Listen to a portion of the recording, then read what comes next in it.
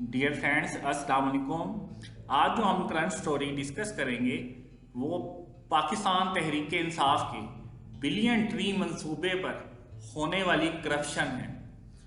3 سالہ خصوصی آڈٹ کی رپورٹ کے مطابق پاکستان کے آڈیٹر جنرل نے پی ٹی آئی کے فلیگ شپ 10 بلین ٹری سونامی پروجیکٹ کے دوران 3.49 ارب روپے سے زائد کی بے ضابطگیاں دریافت کی ہیں۔ اگرچہ یہ پہلا موقع نہیں ہے جب یہ اقدام حکام کی جانچ پڑتال میں آیا ہے، لیکن ضرورت سے زیادہ خرچ کرنے اور دھوکہ دہی کے انکشافات اس سے کہیں زیادہ ہیں جس کا کوئی تصور بھی نہیں کر سکتا۔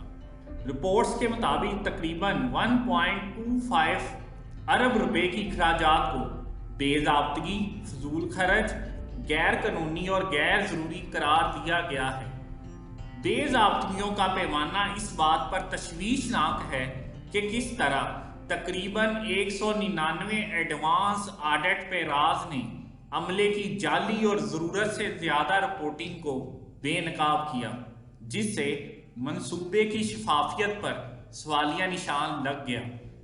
مثال کے طور پر جی پی ایس کی پیمائش میں ان شجرکاریوں کے لیے مختص زمین کے لیے زیادہ دعویٰ شدہ رقبہ دکھایا گیا، جس کے نتیجے میں قومی خزانے کو 305 ملین روپے کا نقصان ہوا۔